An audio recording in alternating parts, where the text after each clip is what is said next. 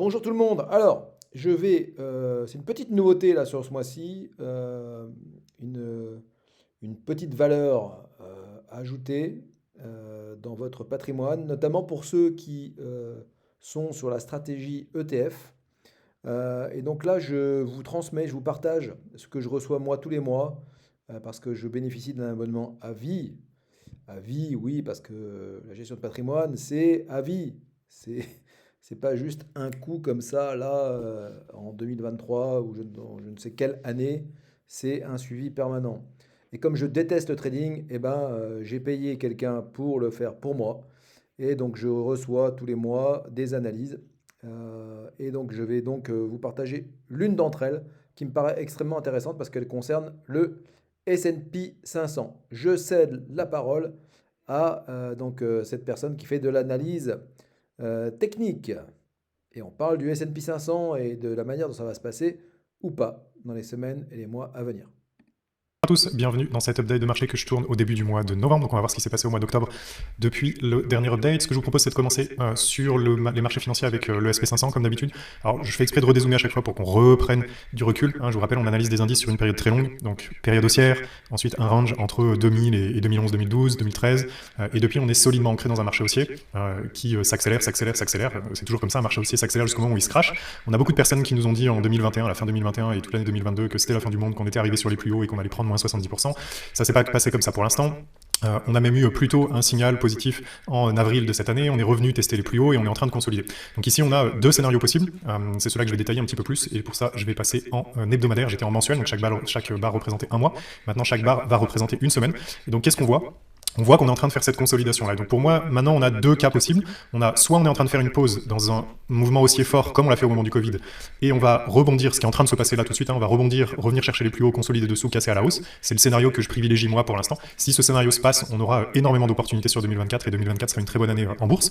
Encore une fois, on n'est pas là pour faire du Madame Irma ou de l'anticipation ou des choses comme ça. On regarde juste des scénarios, et en fonction de ces scénarios, on va adapter notre stratégie boursière. Donc moi je m'attends plutôt à ce scénario-là, mais ça ne veut pas dire que je l'anticipe, vous comprenez bien la différence. Et donc l'idéalement là qu'on rebondisse, le schéma que j'avais fait la dernière fois, je vais le décaler un tout petit peu, il est de cette façon-là maintenant. On est venu rebondir sur cette zone-là des 4150 qui avait servi de résistance et qui a l'air de servir de support ici. Il va falloir que ce soit confirmé puisque c'est tout récent, c'est juste depuis cette semaine.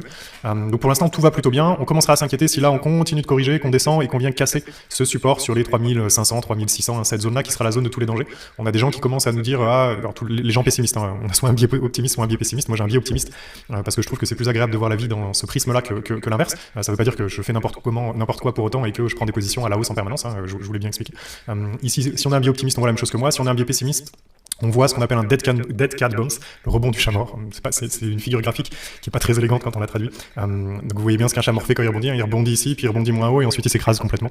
Donc il y a des gens qui commencent à nous parler de ce scénario-là. C'est le scénario qu'on a vu sur le Bitcoin notamment, avec quelque chose d'assez similaire. Donc je dis pas que ça se produira pas, je dis juste qu'on en est encore très très loin et qu'avant de s'inquiéter de ça, on a encore du temps devant nous. Même si on venait, ce serait pas une très bonne nouvelle, mais même si on venait recorriger sur cette zone-là, rebondir, on pourrait être dans un range assez important, comme on l'a fait. Je vais essayer de vous le retrouver en hebdomadaire, vous voyez, comme on l'a fait ici dans les années 2000-2010.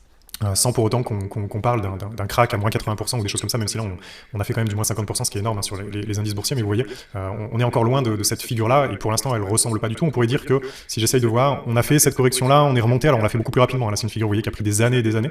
On pourrait être sur cette zone-là, où là, vous voyez, on a essayé de rebondir pour repartir, et puis on n'a pas réussi, et on est venu casser bien vers le bas. Donc ça pourrait être... Alors cette cassure là de moins 50%, mes clients le savent, ils ont fait la formation. Dans la stratégie ETF que je propose, il est impossible de faire moins 50% sur le contrat. Donc ça, je pense que psychologiquement, c'est hyper important de savoir que on n'expose pas notre patrimoine, notre épargne, à une baisse de 50%. Je laisse la parole, je poursuis. C'est pas moi qui poursuis, mais donc vous avez remarqué que j'ai mis la vidéo en fois 1,5, donc c'est largement compréhensible comme ça, et puis vous allez gagner du temps, et moi aussi. Ce qui est en train de se passer, les pessimistes voient ça, se disent là on rebondit, puis on va revenir un peu plus bas, on va rebondir un tout petit peu là, puis on va s'écraser. Voilà, l'avenir nous le dira. Moi pour l'instant, j'aime mieux rester patient, voir ce qui se passe sur les marchés. Il y a quand même, je vais le mettre en journalier, quelque chose qu'on va surveiller, ça va être particulièrement intéressant là dans les jours, les semaines qui viennent. Alors toujours difficile de tracer quelque chose de très correct, mais vous voyez, là on a quand même une sorte de canal qui a l'air de se mettre en place, qui pourrait ressembler un petit peu à ça. Hop, et si, il faut que j'arrive à trouver comment normalement je peux dupliquer, voilà, cloner, je vais y arriver. Hop, Vous voyez, on a une sorte de canal ici avec le support qui était ici, alors qu'on a un peu enfoncé, mais qui est pas très gênant. On a un rebond très fort, donc suite aux plutôt bonnes nouvelles sur la hausse des taux. Donc là, il faudrait qu'on vienne casser ce canal par le haut, et ce serait un premier signal. Si on vient casser ce canal vers le haut, qu'on remonte vers cette résistance ici, je vais repasser en hebdomadaire. Vous voyez, là, on est dans ce canal descendant, ça serait bien qu'on s'en extrait, et qu'on vienne sortir et qu'on vienne remonter. Donc voilà, la suite va nous dire ce qu'il en est.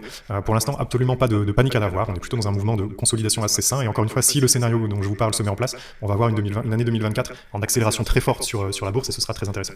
Si on regarde au niveau du Nasdaq, Voilà, on va pas aller voir ce qui se passe du côté du Nasdaq parce qu'on ne travaille pas avec le Nasdaq. On ne suit que quelques indices dans la stratégie ETF que je propose à mes clients.